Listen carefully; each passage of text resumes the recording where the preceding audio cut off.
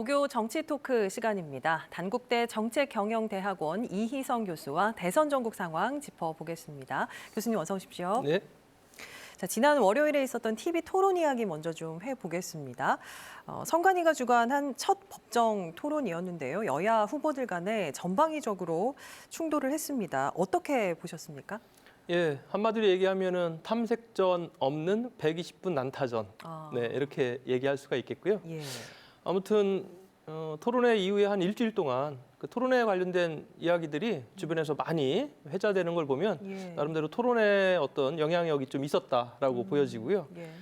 초반부터 이제 김만배 녹취록 가지고 그렇죠. 예, 격돌을 했지요. 예. 근데 이제 이번 토론에서 재밌었던 거는 대장동에 대한 부분들이 대부분 좀 이재명 후보 쪽에 좀 불리한 쪽으로 갔는데 이번에는 조금 방향이 좀 다르게 윤석열 게이트라는 좀 새로운 이야기까지 나오면서 예. 이재명 후보가 그 판넬까지 준비를 하면서 예, 거기에서 적극적으로 이렇게 돌파하는 모습을 좀 보여줬습니다. 예, 탐색전 없는 난타전이라고 얘기를 해주셨는데 네. 자, 이제 내일 있을 2차 토론까지 포함해서 두 번의 토론이 남아 있습니다. 이게 대선에서 변수로 좀 작용을 할까요?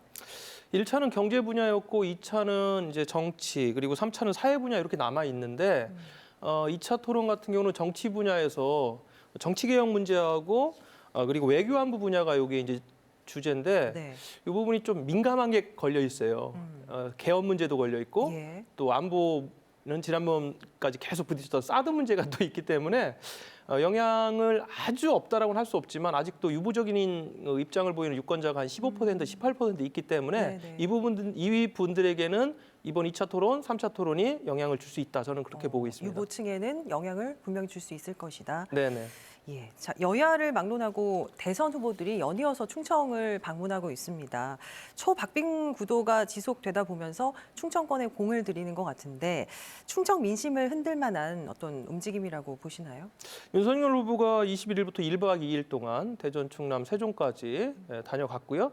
그리고 이재명 후보도 어제부터 장인의 고향인 충주를 또 방문을 하고 있는데 예, 충청의 아들, 충청의 사위 좀 나오고 충청의 있죠. 아들과 충청의 사이라는 예. 부분을 가지고 굉장히 열심히 하고 있는데 사실은 공약의 면면을 보면 충청권의 민심을 얻을 만한 그럼 좀 눈에 두드러지는 공약이 없고 오히려 우주항공청을 경남으로 가겠다. 예. 또 육사를 안동으로 보내야 돼. 이런 부분에서 오히려 조금 마음을 다잡기에는 더 큰 노력이 필요하지 않나 이런 생각을 좀 갖고 있습니다. 예. 자, 대선 시즌이 되면 매번 이 질문은 받으실 것 같은데 이번 대선에서도 충청권이 캐스팅 보트 역할을 할까요? 어떻게 보시나요? 이전에 대선 김대중 정부 출범도 DJP 연합이라는 어떤 충청권의 지지가 있었기 때문에 가능했고 그 이전의 선거에서도요 충청권이 캐스팅 보트 역할을 한 건 사실이에요.